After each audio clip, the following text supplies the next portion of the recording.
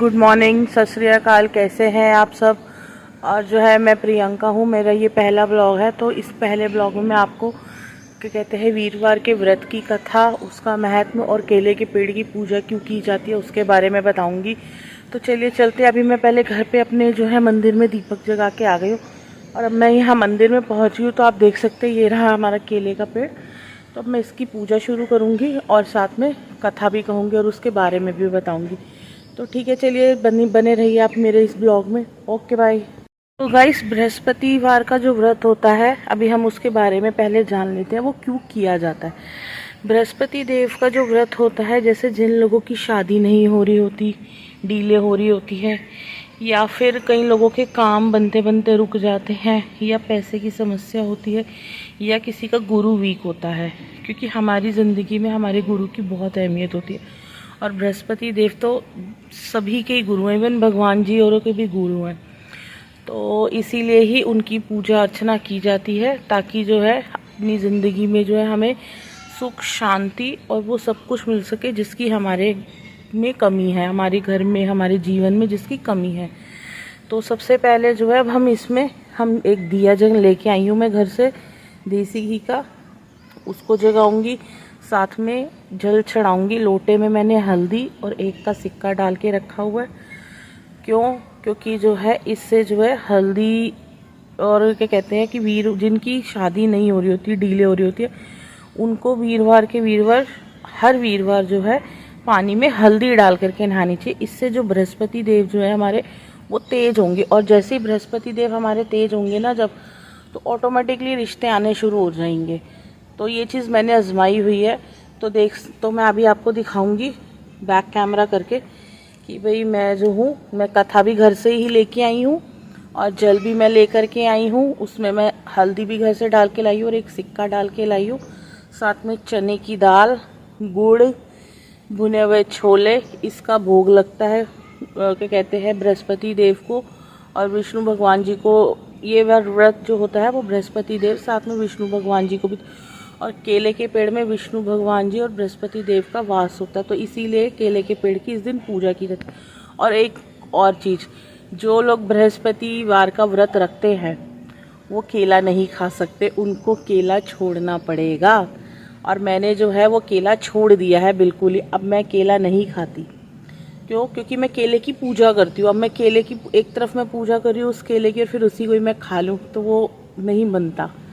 तो इसीलिए जो है केले की जब हम पूजा करते हैं तो जो है हम ये सब चीज़ें, केला जो है हमें छोड़ना पड़ता है।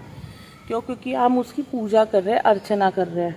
तो चलिए अब हम पूजन स्टार्ट करते हैं और फिर मैं आपको दिखाती हूँ।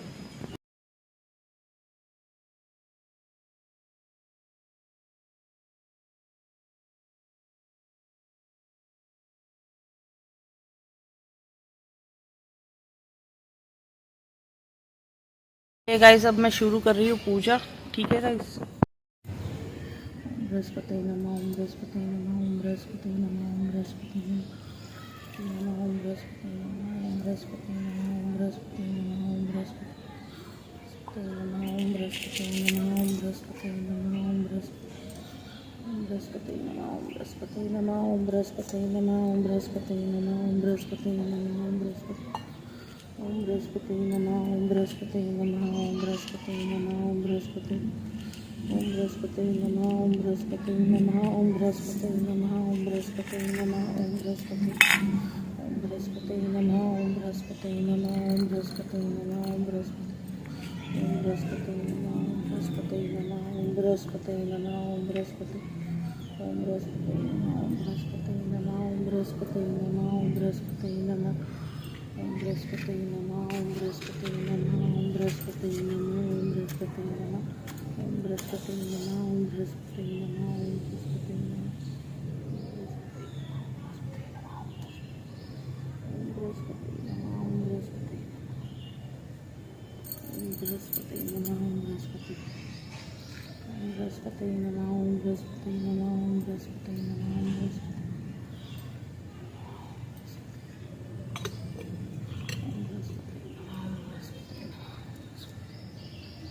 गाइस, आपने देख लिया, मैंने पूजा कर ली है। और जो ये जो बचे हुए छोले और गुड़ है, इसको मैं घर लेके जाऊंगी और इसका मैं प्रसाद बांटूंगी, क्योंकि और मैं जब व्रत खोलूंगी तो मैं इसी छोले और गुड़ को पहले मुंह लगाऊंगी, उसके बाद ही मैं कुछ खाऊंगी। तो सबसे पहले मेरा व्रत इसी से ही खुलेगा। तो चलिए चलते, अब मैं कथा शुरू करती हूँ और फिर मैं आपको सुनाती हूँ इस कथा के बारे में। ठीक है गाइस, चलिए मिलते हैं ब्लॉग में। जय बृहस्पति देव। बृहस्पतिवार व्रत कथा प्रारंभ। आज श्री बृहस्पतिवार बृहस्पतिवार व्रत कथा। एक समय की बात है कि भारतवर्ष में एक नृपति राज्य करता था। वह बड़ा ही प्रतापी और दानी था। वह नित्य प्रतिदिन मंदिर में दर्शन करने जाता था। वह ब्राह्मण और गुरु की सेवा किया करता था तथा उसके दरवाजे से कोई भी निराश होकर नहीं लौटता था। वह प्रत्येक गुरुवार को व्रत रखता एवं पूजन करता था। एक दिन गरीबों की सहायता करता था। हर एक दिन गरीबों की सहायता करता था, परंतु यह सब बातें उसकी रानी को अच्छी नहीं लगती थी। वह ना व्रत करती और ना ही किसी को एक दमड़ी तक दान में देती थी तथा राजा से भी ऐसा ही करने को मना किया करती थी। एक समय की बात है कि राजा तो शिकार खेलने वन को गए हुए थे। घर पर रानी और दासी थी। उस समय गुरु बृहस्पति देव एक साधु का रूप धारण कर राजा के दरवाजे पर भिक्षा मांगने गए तथा भिक्षा मांगी तो रानी कहने लगी, हे साधु महाराज, मैं इस दान पुण्य से तंग आ गई हूँ।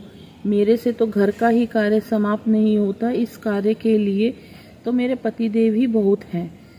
अब आप इस प्रकार की कृपा करें कि वह सब धन नष्ट हो जावे तथा मैं आराम से रह सकूं। साधु बोले, हे देवी, तुम तो बड़ी विचित्र हो। संतान और धन से कोई दुखी नहीं होता है, इसको सभी चाहते हैं। पापी भी पुत्र की और धन की इच्छा करता है। अगर आपके पास धन अधिक है तो भूखे मनुष्य को भोजन कराओ, प्याऊ लगवाओ, ब्राह्मणों को दान दो, धर्मशाला बनवाओ, कुएं, तालाब, बावड़ी, बाग, बगीचों आदि के निर्माण करवाओ, निर्धन मनुष्यों की कुंवारी कन्याओं का विवाह कराओ और अनेकों यज्ञादि धर्म करो। इस प्रकार के कर्मों से आपके कुल और आपका नाम परलोक में सार्थक हो एवं स्वर्ग की प्राप्ति होगी। मगर वह रानी इन बातों से खुश न हुई। वह बोली, हे साधु महाराज, मुझे ऐसे धन की आवश्यकता नहीं जिसको और मनुष्य को दान दूं तथा जिसको रखने उठाने में मेरा सारा समय बर्बाद हो जावे। साधु ने कहा, हे देवी, तुम्हारी ऐसी इच्छा है तो ऐसा ही होगा। मैं तुम्हें बताता हूँ, वैसा ही करना। बृहस्पतिवार के दिन घर को गोबर से लीपना, अपने केशों को धोना, केशों को धोते समय स्नान करना, राजा से कहना कि वह हजामत करवाए, भोजन में मांस मदिरा खाना, कपड़ा धोबी के यहाँ धुलने डालना। इस प्रकार 7 बृहस्पतिवार करने से तुम्हारे सभी धन नष्ट हो जाएंगे। ऐसा कहकर वह साधु महाराज वहां से अंतर ध्यान हो गए। रानी ने साधु के कहने के अनुसार वैसा ही किया। 3 बृहस्पतिवार ही बीते थे कि उसका समस्त धन नष्ट हो गया और भोजन के लिए दोनों समय तरसने लगे, सांसारिक भोगों से दुखी रहने लगे। तब वह राजा से कहने लगी कि रानी, तुम यहाँ पर रहो, मैं दूसरे देश को जाऊं, क्योंकि यहाँ पर मुझे सभी मनुष्य जानते हैं, इसलिए कोई कार्य भी नहीं कर सकता, क्योंकि देश चोरी पर देश भीख बराबर है। ऐसा कहकर राजा परदेश चला गया। वह वहाँ जंगल को जाता और लकड़ी काट कर लाता और शहर में बेचता। इस तरह जीवन व्यतीत करने लगा। इधर राजा के घर रानी और दासी दुखी रहने लगे। किसी दिन भोजन मिलता और किसी दिन जल पीकर ही रह जाती। एक समय रानी और दासी को 7 दिन बिना भोजन के व्यतीत हो गया। तो रानी ने अपनी दासी से कहा, हे दासी, यहाँ पास के ही नगर में मेरी बहन रहती है, वह बड़ी धनवान है। तू इसके पास जा और वहाँ से 5 सेर भेजर मांग ला, जिससे कुछ समय के लिए हमारा गुजर हो जावेगी। इस प्रकार रानी की आज्ञा मानकर दासी उसकी बहन के पास गई और रानी की बहन उस समय पूजन कर रही थी, क्योंकि उस दिन बृहस्पतिवार था। दासी ने रानी की बहन को देखा और उससे बोली, हे रानी, मुझे तुम्हारी बहन ने भेजा है, मेरे लिए 5 सेर भेजर दे दो। इस प्रकार दासी ने अनेक बार कहा, परंतु रानी ने कुछ उत्तर ना दिया, क्योंकि वह उस समय बृहस्पतिवार की व्रत कथा सुन रही थी।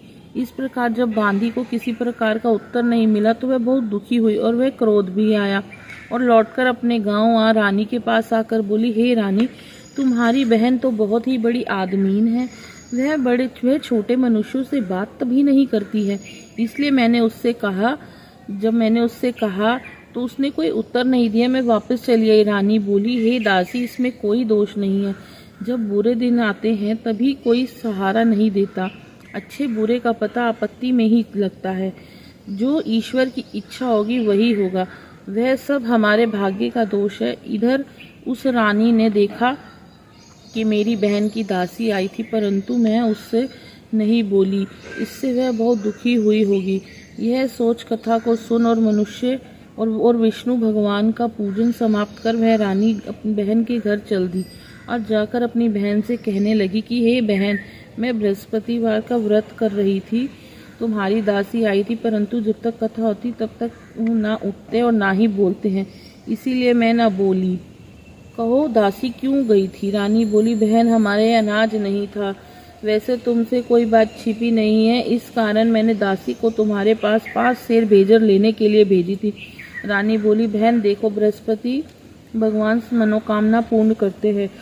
देखो, शायद तुम्हारे घर में अनाज रखा हो। इस प्रकार का वचन जब रानी ने सुना तो घर के अंदर गई और वहाँ उसे एक घड़ा बेजर का भरा मिल गया। तब वह रानी और बांदी को बहुत ही खुशी और दासी कहने लगी, हे रानी देखो, वैसे हमको जब नहीं मिलता तो हम रोज ही व्रत करते हैं। अगर इनसे व्रत की विधि और कथा पूछ ली जावे तो उसे हम भी किया करें। तब उस रानी ने अपनी बहन से पूछा कि हे बहन, बृहस्पतिवार के व्रत की कथा कैसे है तथा वह विष्णु भगवान का केले की जड़ में पूजन करें ना, व्रत कैसे है, कैसे करना चाहिए। रानी की बहन ने कहा, गुरु के व्रत में चने की दाल मुनक्का से विष्णु भगवान का केले की जड़ में पूजन करे तथा दीपक जलावे, पीला भोजन करे तथा कहानी सुने। इस प्रकार करने से गुरु भगवान प्रसन्न होते हैं, परंतु और अन्न पुत्र धन देते हैं, मनोकामना पूर्ण करते हैं। इस प्रकार रानी और दासी दोनों ने निश्चय किया कि बृहस्पति देव भगवान का पूजन जरूर करेंगे। 7 दिन बाद जब बृहस्पतिवार आया तो उन्होंने व्रत रखा। गुड़साल में जाकर चना गुड़ बीन लाई तथा उसकी दाल से केले की जड़ का तथा विष्णु भगवान का पूजन किया।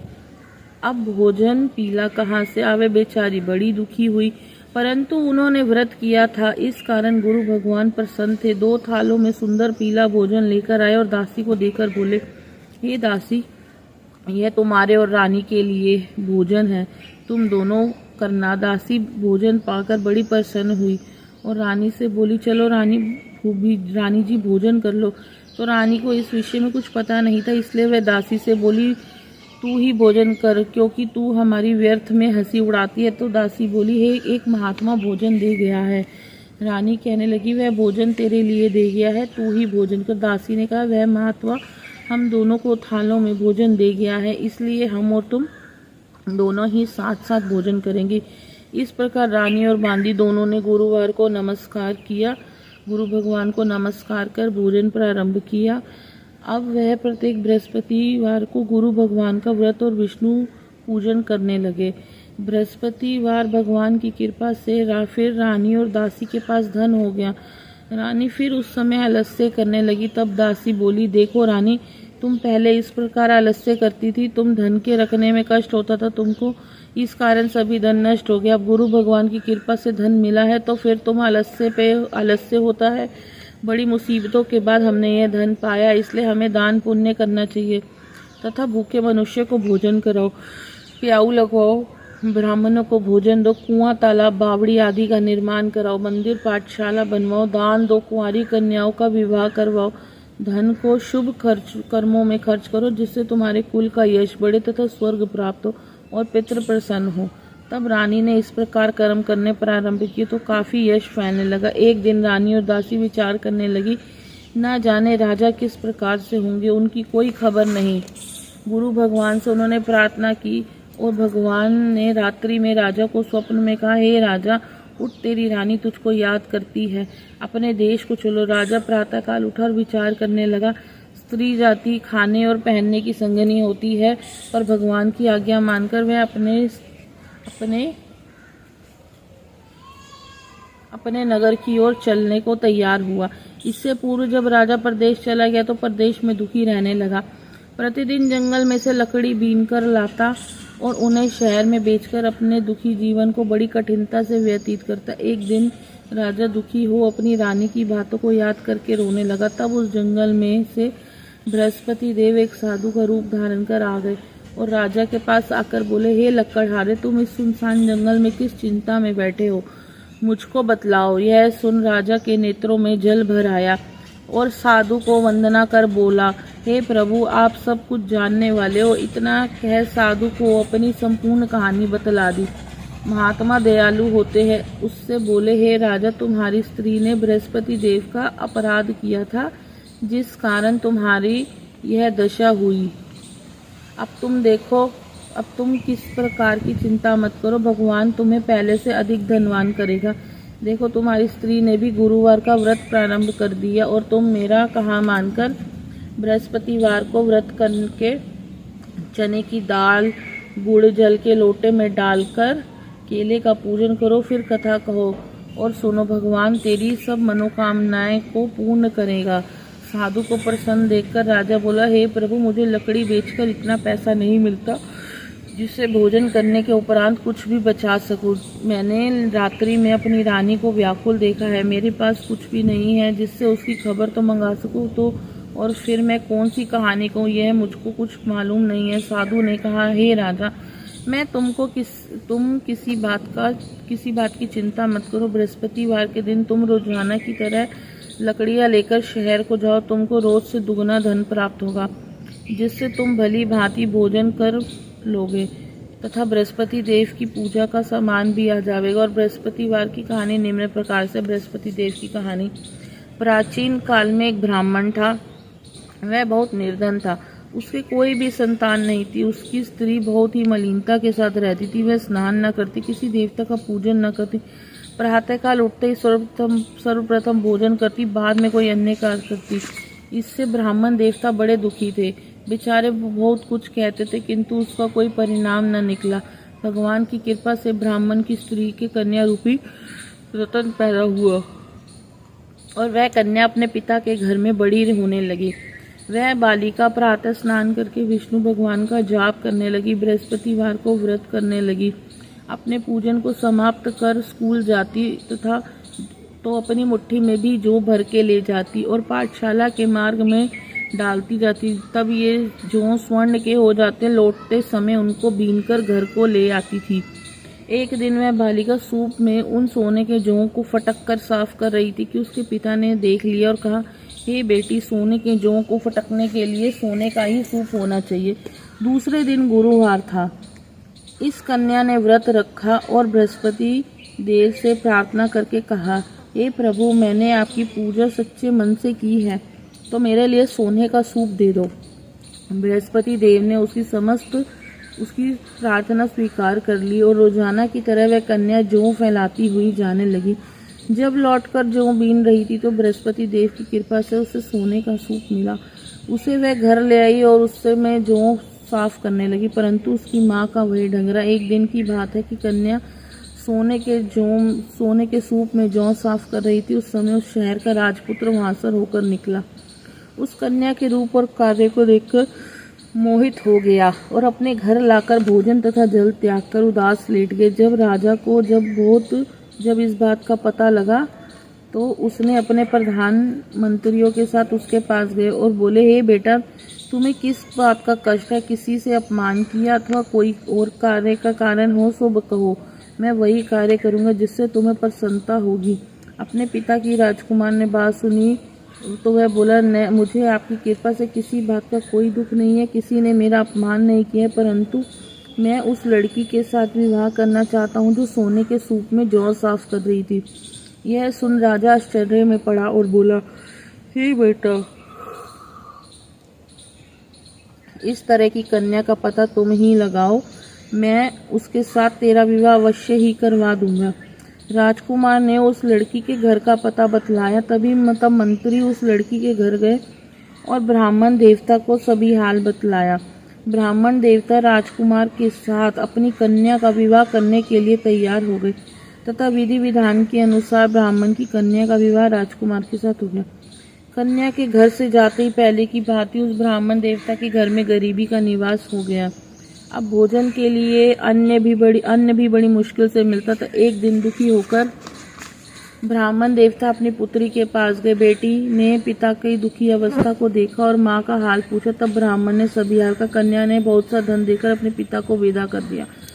इस तरह ब्राह्मण का कुछ समय सुखपूर्वक व्यतीत हो गया। कुछ दिन बाद फिर वही हाल हो गया। ब्राह्मण फिर अपनी कन्या के यहाँ गया और सभी हाल कहा तो लड़की बोली, पिताजी आप माताजी को यहाँ लिवा लो, मैं उसे विधि बता दूंगी जिससे गरीबी दूर होती है।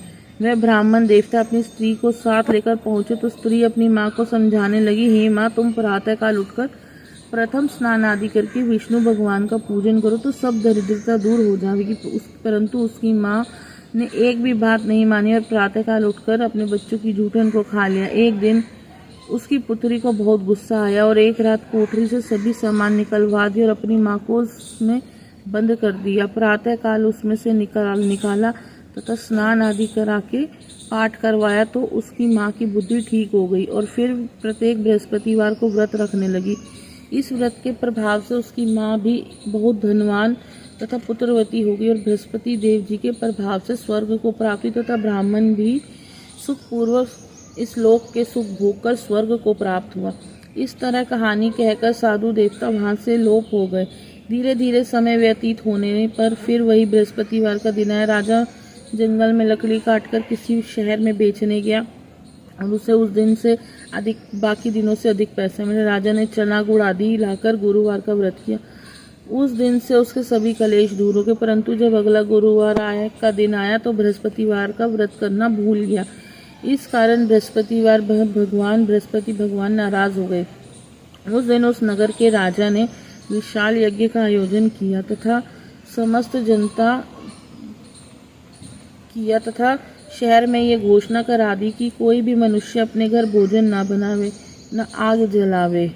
समस्त जनता मेरे यहाँ भोजन करने आवे। इस आज्ञा को जो ना मानेगा उसको फांसी की सजा दी जाएगी। इस तरह की घोषणा संपूर्ण नगर में करवा दी गई। राजा की आज्ञा अनुसार शहर के सभी लोग भोजन करने गए, लेकिन लकड़हारा कुछ देर से पहुंचा, इसलिए राजा उसको अपने घर लिवा ले गया और ले जाकर भोजन करा रहे थे तो रानी की दृष्टि खूंटी पर पड़ी जिस पर उसका हार लटका हुआ था। वह वहाँ पर नहीं दिखाई दिया। रानी ने निश्चय किया कि मेरा हार इस मनुष्य ने चुरा लिया है। उसी समय सैनिक बुलवाकर उसको जेल खाने में डलवा दिया। तब राजा जेल खाने में पड़ गया और बहुत दुखी होकर विचार करने लगा कि ना जाने कौन से पूर्व जन्म के कर्म से मेरे लिए दुख प्राप्त हुआ है और उसी साधु को याद करने लगा जो कि जंगल में मिला था। उसी समय तत्काल बृहस्पति देव साधु के रूप में प्रकट हो गए और उसकी दशा को देखकर कहने लगे, अरे मूर्ख, तूने बृहस्पति देवता की कथा नहीं करी, इस कारण तुझे दुख प्राप्त हुआ है। अब चिंता मत कर। वह बृहस्पतिवार के दिन जेल खाने के दरवाजे पर 4 पैसे पड़े मिलेंगे। उनसे तू बृहस्पतिवार की पूजा करना, तेरे सभी कष्ट दूर हो जाएंगे। बृहस्पतिवार के दिन उसे 4 पैसे मिले। राजा ने कथा कही। उसी रात्रि को बृहस्पति देव ने उस नगर के राजा को स्वप्न में कहा, हे राजा, तुमने जिस आदमी को जेल खाने में बंद कर दिया है वह निर्दोष है, वह राजा है, उसे छोड़ देना। रानी का हार उसी खूंटी पर लटका हुआ है। अगर तू ऐसा नहीं करेगा तो मैं तेरे राज्य को नष्ट कर दूंगा। इस तरह के रात्रि स्वप्न को देख राजा प्रातःकाल उठा और खूंटी पर हार देखकर लकड़हारे को बुलाकर क्षमा मांगी तथा उस राजा को सुयोग्य सुंदर वस्त्र आभूषण देकर विदा किया तथा गुरुदेव की आज्ञा अनुसार राजा अपने राज्य को चल दिया। राजा अब नगर के निकट पहुंचा तो उससे बड़ा ही आश्चर्य हुआ। नगर में पहले से अधिक बाग, तालाब, कुएं तथा बहुत सी धर्मशालाएं, मंदिर आदि बन गए। राजा ने पूछा कि यह बाग धर्मशाला किसकी? तब नगर के सब लोग कहने लगे कि ये सब रानी और दासी की हैं। तो राजा को आश्चर्य हुआ और गुस्सा भी आया। जब रानी ने यह खबर सुनी कि राजा आ रहे हैं तो उसने दासी से कहा कि हे दासी, देख राजा हमको कितनी बुरी हालत में छोड़ कर गए थे। वह हमारी ऐसी हालत देखकर लौट ना जाए, इसलिए तू दरवाजे पर खड़ी हो जा। आज्ञा अनुसार दासी दरवाजे पर खड़ी हो गई और राजा आए तो उन्हें अपने साथ लिवा लाई। तब राजा ने क्रोध करके अपनी तलवार निकाली और उनसे पूछने लगे, यह बताओ कि यह धन तुम्हें कैसे प्राप्त हुआ है। तब उन्होंने कहा कि हमें यह धन बृहस्पति देव के इस व्रत के प्रभाव से प्राप्त हुआ है। राजा ने निश्चय किया कि 7 दिन बाद तो सभी बृहस्पति देव का पूजन करते हैं, परंतु मैं रोजाना दिन में 3 बार कहानी कहा करूँगा तथा रोज व्रत किया करूँगा। अब हर समय राजा के दुपट्टे में चने की दाल बंधी रहती तथा दिन में 3 बार कहानी कहता। एक दिन राजा ने विचार किया कि चलो अपनी बहन के यहाँ हो आवे। इस तरह निश्चय कर राजा ने घोड़े पर सवार हो अपनी बहन के यहाँ चलने लगा। मार्ग में उसने देखा कि कुछ आदमी एक मुर्दे को लिए जा रहे हैं। उन्हें रोककर राजा कहने लगा, अरे भाई, मेरी बृहस्पति देव की कहानी सुन लो। वे बोले, लो, हमारा आदमी मर गया है, इसे अपनी कथा की पड़ी है।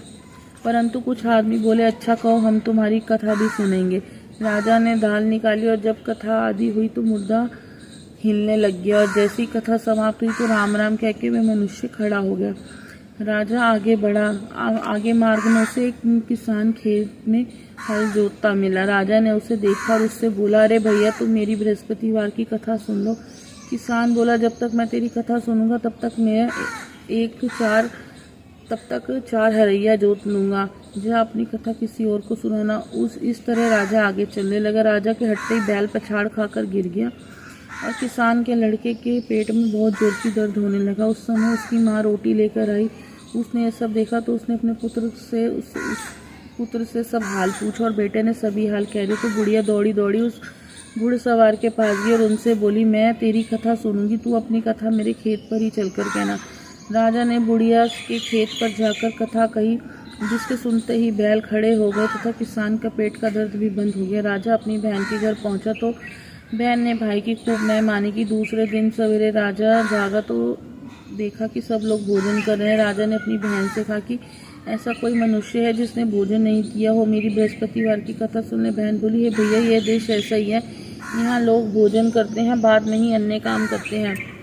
अगर कोई पड़ोस में है तो मैं देखूं। वह ऐसा कहने देखने के लिए चली गई, परंतु कोई ऐसा व्यक्ति नहीं मिला जिसने भोजन ना किया।